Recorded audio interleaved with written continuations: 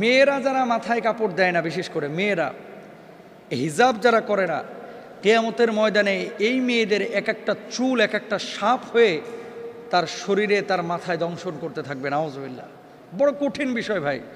নামাজ পড়া ফরজ, রোজা করা ফরজ, হজ করা ফরজ, যাকাত দেওয়া যেমন ফরজ, পর্দা করা ছেলেদের এবং মেয়েদের তেমনই ফরজ।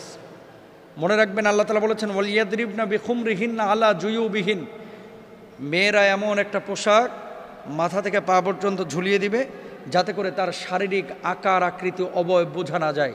আজকে সামান্য একটু ফ্যাশন করার জন্য, নিজেকে জাহের করার জন্য, প্রেজেন্ট করার জন্য, মানুষের সামনে আমার সিল্কি চুলগুলোকে প্রকাশ করার জন্য আজকে আপনি যে পর্দার খেলাফ কাজটা করতেছেন, এই সিল্কি চুলগুলোই কিয়ামতের ময়দানে এক একটা ওই রাসেল ভাইপারের মতো আক্রমণাত্মক হয়ে যাবে।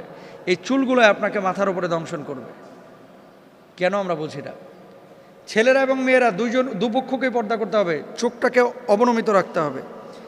মেয়েদের পর্দা তো পুরো শরীর, আর ছেলেদের পর্দা হচ্ছে নাভি থেকে নিয়ে হাঁটু পর্যন্ত।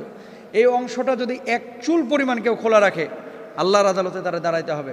তো মেয়েরা মুখমণ্ডল, হাতের তালু, পায়ের পাতা এগুলো বাড়ির মধ্যে খোলা রাখতে পারে, আর বাইরে চেষ্টা করবে পুরো হিজাব মেনটেন করে তার সৌন্দর্য যাতে করে প্রদর্শন না হয়। ছেলেরাও চক্ষুকে অবনমিত রাখবে, তার লজ্জাস্থানকে ঢেকে রাখবে। এমন কোনো প্যান্ট ছেলেরাও মেয়েরা ব্যবহার করবে না যেটা জড়সড় শারীরিক আকার আকৃতি বোঝা যায়, ফিজিক্যাল স্ট্রাকচারটা বোঝা যায়। এটা সম্পূর্ণরূপে হারাম। আল্লাহ বোঝার তৌফিক দান করুন।